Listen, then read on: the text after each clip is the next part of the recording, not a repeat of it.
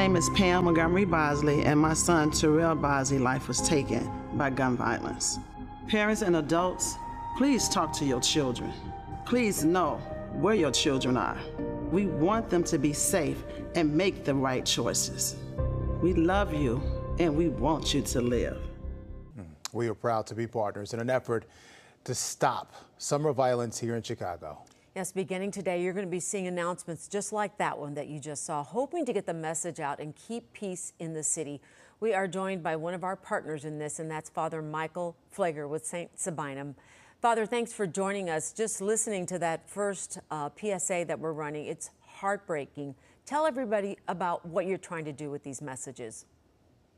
You know, Sylvia and Terrence, after March 3rd, when we had that gathering of youth down on Roosevelt and Canal, and one young kid was killed and another was wounded, I was just struggling after that to say, what more can we do? How can we help raise a consciousness for people going into this summer about what they can do about this violence? And how do we get word out to people that begin to think about it? And I said, well, you know, the media, I mean, the TV stations, the radio stations, we got it on buses and trains going on. So I reached out to people to say, hey, you know, I reached out to some parents first of all, said, hey, you're high profile cases. Would you be willing to be interviewed about this to help on a campaign to raise consciousness? I'm hoping that people will see this. And just like you just said, Sylvia, that you can't see that I not get moved in some way. That people say, okay, what can I do? You know, in my house and with my children on my block, that some young person was hear it from a radio station or on TV or see it on the bus or the train and say, you know, I got to make right choices. And Nancy was telling, if something looks dangerous, walk away, protect yourself, love yourself enough to protect your life and your future. So it's about raising consciousness, say, what more can we do? And hopefully they get bombarded with this over the summer months and people will say, hey, let me know where my child's at. Maybe have a locator on their phone. Maybe talk to them and tell them how valuable they are. Maybe some young person saying, I got to value my life. I'm too important to risk being shot and killed.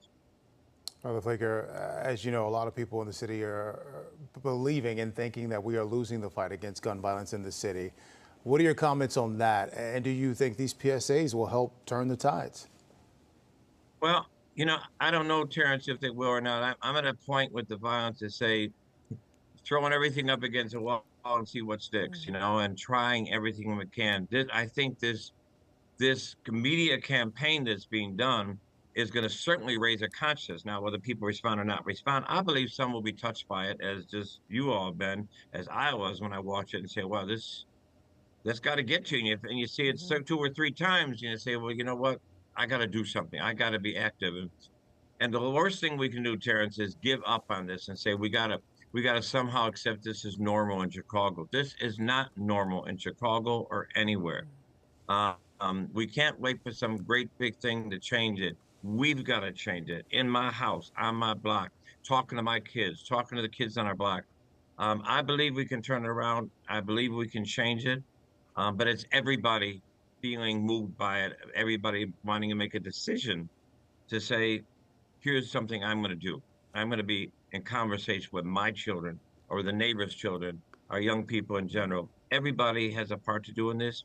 And I believe, hey, if it saves 5 lives, 6 lives all summer, to me, it's worth the whole thing. Yeah, definitely. I wonder, too, what do you have to say to people maybe who are listening right now, don't necessarily have kids of their own? What can the average person do to even make the slightest difference? Well, I think a couple of things. And one is, whether it's children in your house or children on your block, talk to them. Let them know we love you, we value you, and you are so important. We've lost too many of our children to the grave. We want you to live. You are so awesome. You're so amazing. You have so much potential and possibility in you. We want you to live. So make right choices. You're in a group of people and it looks like it's going left, walk away. You know, protect your life. Talk to our children in our blocks, talk in our homes. If you're parents, know where your children are at.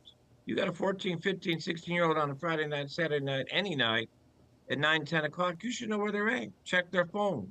You've got a location on your phone. If there's someplace they shouldn't be, call them up, come pick them up, or tell them to get their butt home.